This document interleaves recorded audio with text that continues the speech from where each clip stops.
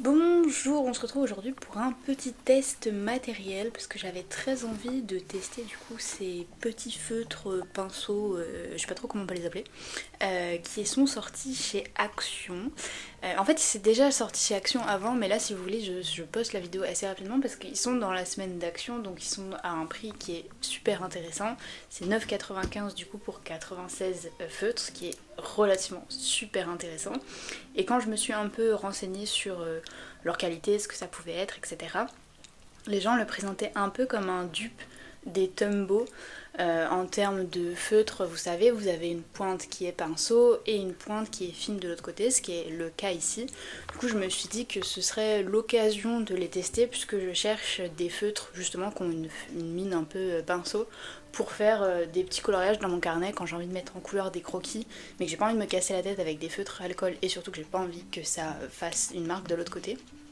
Donc je me suis dit que pour mon utilisation, c'était plutôt cool de les tester et je me suis dit que l'occasion était de le faire aussi en vidéo si jamais ça vous intéresse. Donc ce que j'ai commencé par vous faire, c'est vous montrer les mines. Donc on a bien une pinceau, une fine. J'apprécie vraiment la trousse, elle est super pratique, on peut vraiment l'emmener partout. Honnêtement, elle est de plutôt bonne qualité et vous pourrez facilement l'utiliser de nouveau avec n'importe quel autre feutre qui fait à peu près la même dimension, il n'y a aucun souci là-dessus. Maintenant en ce qui concerne les feutres, je vais pas vous mentir, le plastique il est quand même assez cheap, mais honnêtement je m'en fous.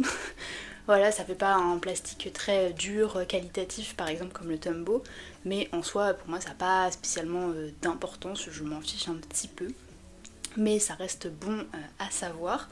Au niveau du nuancier de couleur, vous n'avez pas de numéro sur les feutres, il n'y a pas de nuancier qui est fourni avec, donc il faut absolument le faire. Donc là j'ai fait les teintes dans l'ordre dont elles sont classées dans ma pochette en fait, mais moi ce que je vous invite à faire après, c'est de faire les feutres, enfin les couleurs sur du papier, de découper le papier et de le coller sur le feutre, comme ça vous êtes sûr, parce que sinon c'est vachement compliqué de retrouver la bonne teinte parce que on est quand même assez loin des capuchons au niveau des teintes de couleurs.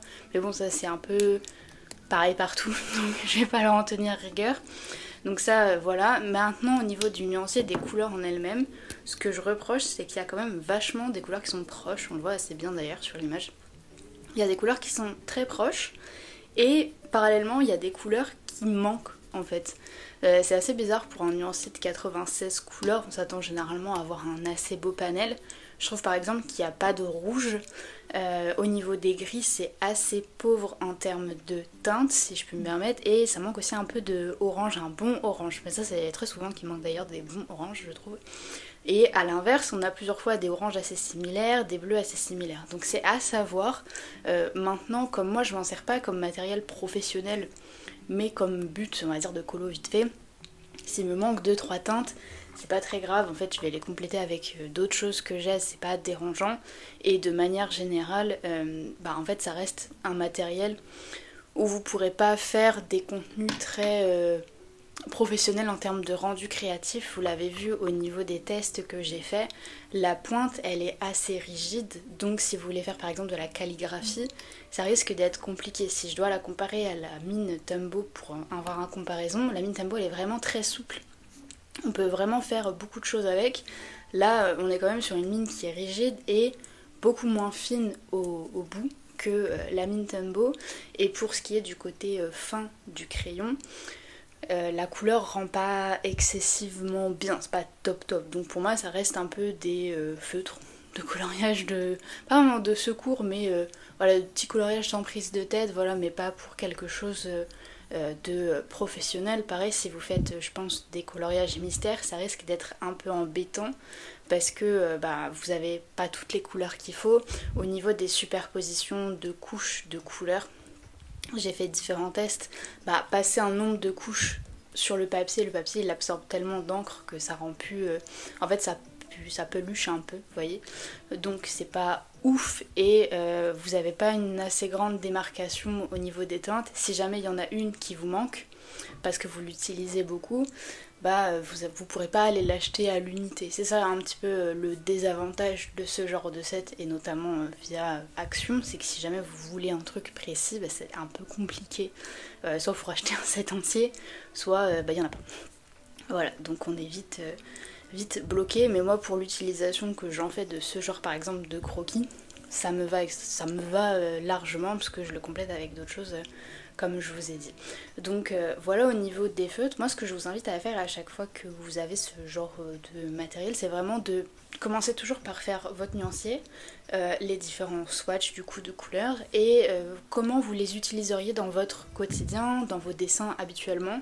Moi je sais que comme c'est des feutres que j'utilise dans ce carnet là, donc le carnet c'est un canson blanc carré, 120, j'avais dit dans la dernière vidéo, je l'ai trouvé à comment dire, Carrefour, vraiment pas très cher. C'est vraiment le carnet qui m'embarque partout.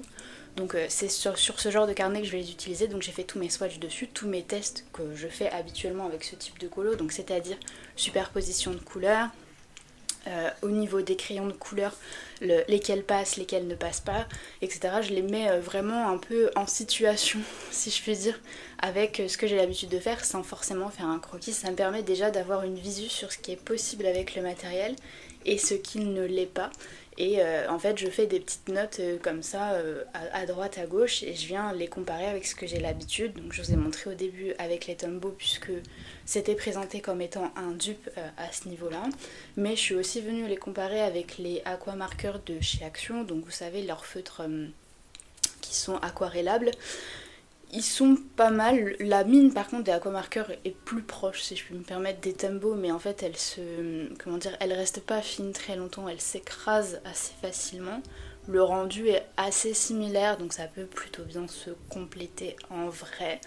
Mais moi je les trouve en termes de texture et d'utilisation en fait vachement proches de mes stabilos. Donc en fait ce genre de croquis c'est des croquis que je fais au stabilo d'habitude avec les teintes que j'ai, et là je trouve qu'au niveau de la texture, au niveau du rendu sur le papier et de superposition, on est très proche finalement des stabilos, donc moi ça me va extrêmement bien, mais si c'est pour vous donner un ordre d'idée, on est un peu dans ce côté là en fait, donc c'est assez pratique pour moi. Et voilà, je fais mes petites notes à droite à gauche et seulement après je viens les tester en situation sur des croquis qui sont dans ma zone de confort pour voir si vraiment ils me conviennent et si je peux faire tout ce que j'ai envie de faire avec. Puis au moins vous, ça vous permet aussi d'avoir un peu un rendu sur papier de ce qui est possible.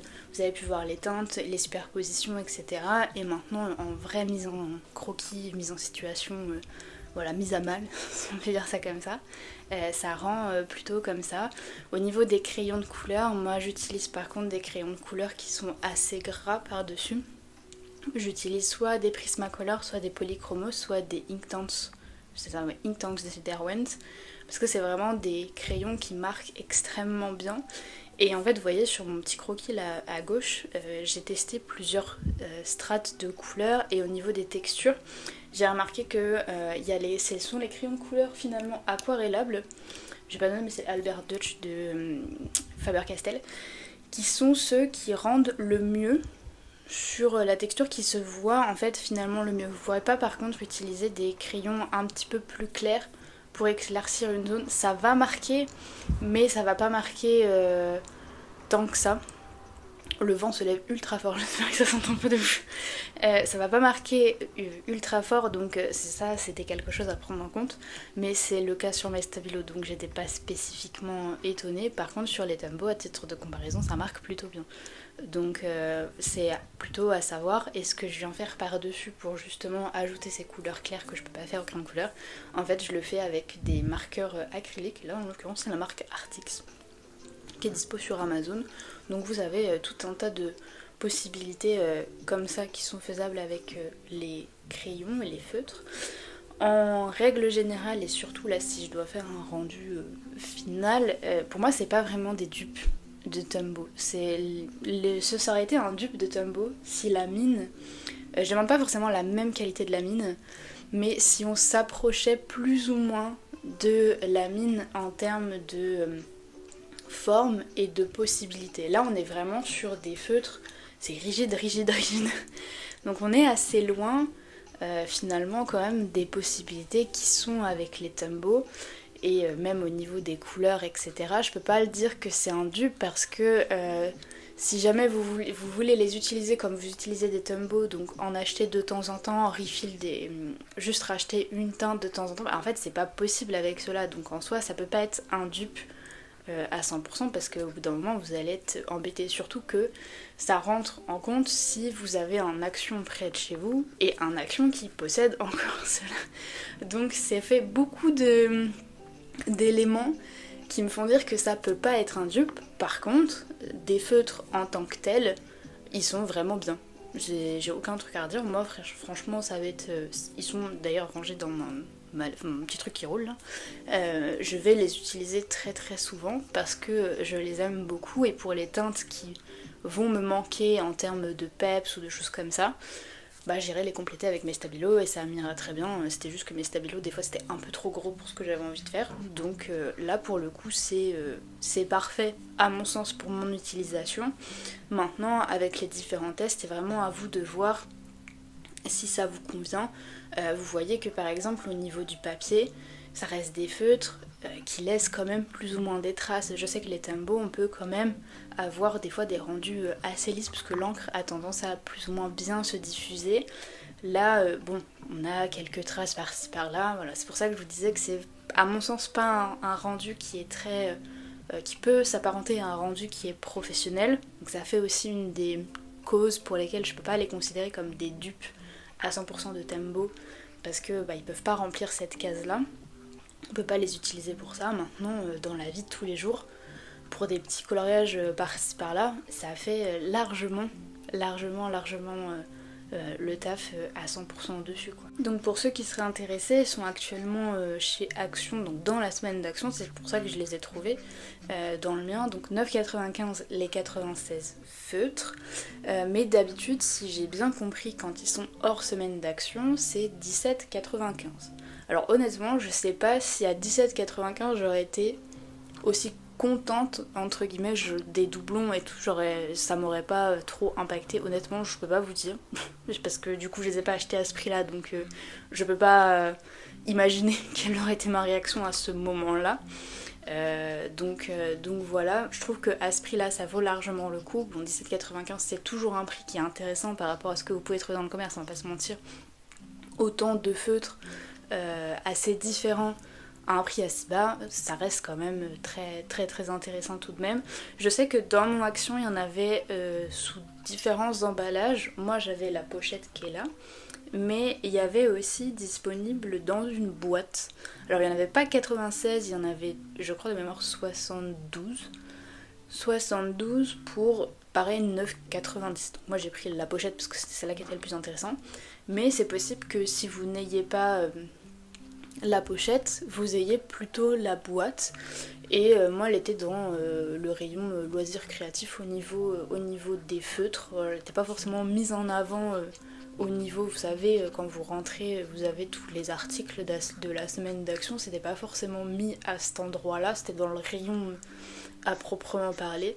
Il en restait quelques-unes, donc je me suis dit qu'il fallait quand même que je vous sorte la vidéo assez rapidement. Si jamais il en restait chez vous et que vous étiez intéressé, bah au moins vous avez ça. Et puis si un jour ils sont plus dispo ou qu'ils reviennent ou autre, bah au moins vous aurez la vidéo test pour savoir si potentiellement ils peuvent vous intéresser. Maintenant je mets quand même un petit warning parce que ça arrive chez Action que les swatchs par exemple que je vous ai montré au début, ce soit pas les mêmes que vous ayez exactement, parce que des fois ça m'est arrivé, alors pas sur cette gamme là, donc voilà, mais sur des gammes vous savez les toutes premières éditions qu'ils avaient sorties de feutre à alcool.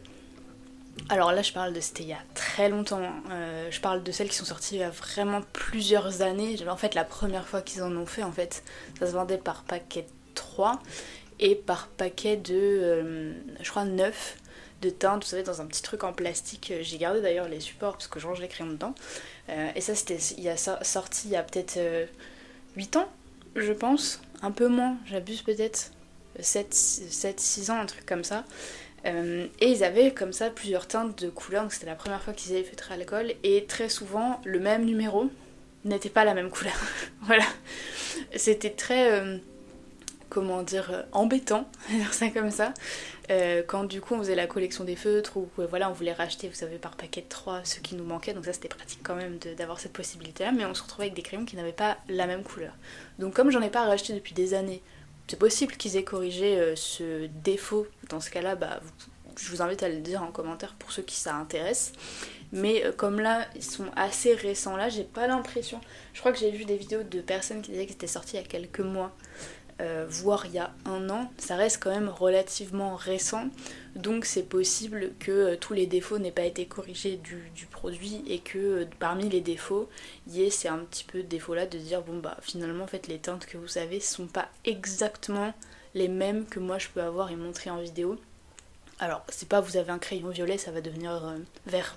C'est vraiment juste la nuance du violet qui n'est pas exactement la même. Donc voilà, vous attendez pas non plus à possiblement avoir le même nuancier à 100%. Peut-être qu'il y a quelques variantes à droite, à gauche, ce sera jamais bien méchant. Mais voilà, c'est pour ça que c'est super important de faire quand même le nuancier en amont, pour pas avoir de surprise et les ranger dans le bon sens une fois que vous avez fait le nuancier, parce que j'ai rangé dans le mauvais sens des feutres après. Quand je les ai utilisés, je me suis dit ah, c'est pas la bonne couleur. Donc ça j'avoue, c'est vraiment embêtant, donc il faut absolument que je colle ce que je vous ai dit au début, le papier avec la couleur dessus, parce que sinon ça je sais que ça va être extrêmement chiant, parce que même si je fais un nuancier à côté, vous savez, sur un petit papier comme on a l'habitude, en fait comme il n'y a vraiment pas de numéro sur les couleurs, bah, c'est un peu embêtant. C'est plutôt relativement, même je vais dire le terme, assez chiant. Parce que quand on colorie soit assez vite ou voilà, quand on est en train de faire ça et qu'on cherche une couleur, on n'a pas envie de se dire, parce que là ce que je faisais c'était que je prenais une teinte, je prenais sur mon nuancier, je comptais où est-ce qu'ils étaient rangés pour recompter. Après c'est un peu fastidieux quand même, on va pas se mentir, c'est pas très très pratique.